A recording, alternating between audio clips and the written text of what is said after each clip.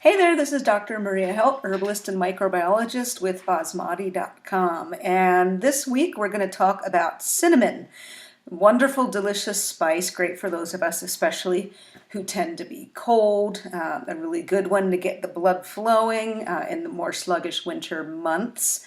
So here's a little bit of cinnamon extract that I have going. And one of the cool things about cinnamon is it makes such a beautiful extract. This one's not been going for very long yet, but you can probably see the bright red color, and it'll be even a more kind of dark, vibrant garnet, sort of ruby red once it's been extracting for a little bit longer. So this is in a lot of organic cane alcohol and some water as well. And so I make cinnamon as an extract. So that's one way you can use cinnamon, and you can find it pretty easily available, commercially speaking, as a liquid extract, but you can also use it as a freshly ground powder. Now for cinnamon, I'll get into what you use it for in a moment, besides the fact that it tastes good.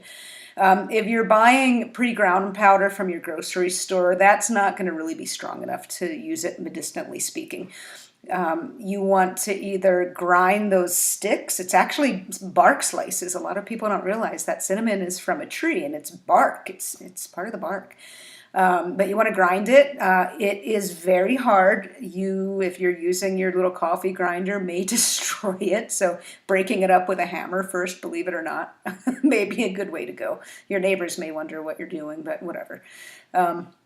Also, you can buy cinnamon granules. You can get it, organic cinnamon online in kind of bigger chunks, granules, so not powder. And those granules are a little bit less likely to be oxidized as a powder would be. So those could be good medicine as well, whether you're using the granules just as is, or getting fancy and making an extract out of them. And if you want to learn how to make extracts, so tinctures, you can go on to Basmati.com and just do a search for that and you'll get instructions. You can even use cinnamon as a tea, although it's going to be pretty strong. I like blending it with other herbs, and you can make a really wonderful tea out of it to use it medicinally. So what do you use cinnamon for? I already mentioned it's a warming, blood-moving spice, and so one of the things I like it for is in the winter when my hands and feet get really cold, my fingers and toes, especially if I'm out, like, say, cross-country skiing in the mountains here around Durango, my hands and feet can get really cold. And so cinnamon is what's known as a peripheral vasodilator, which is nerd speak for it sends blood to the extremities.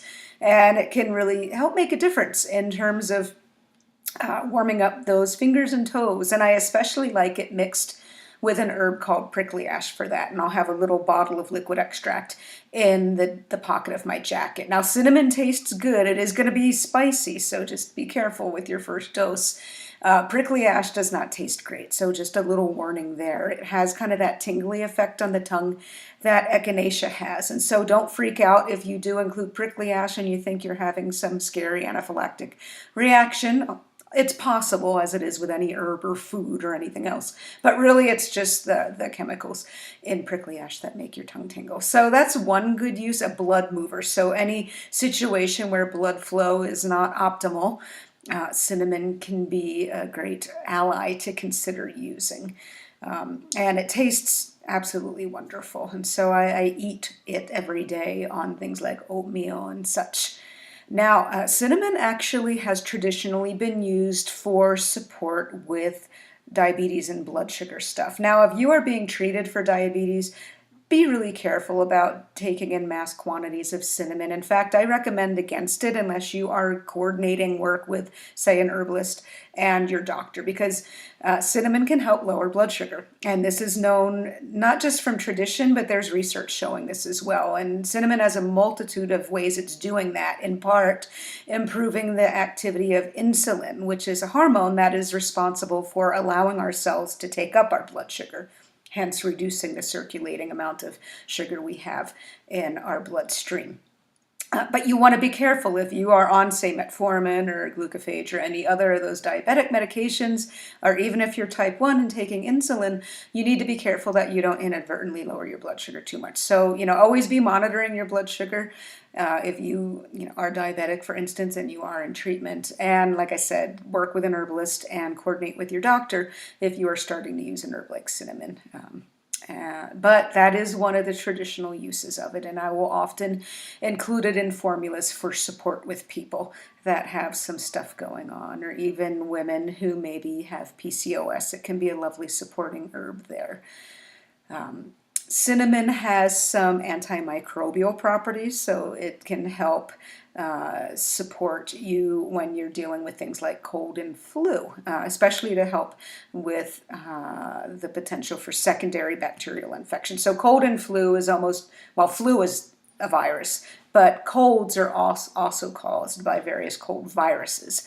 And cinnamon does have some antiviral properties, but it especially has antibacterial properties. And so most of the time when you get a respiratory infection, it's not bacteria, it's a virus.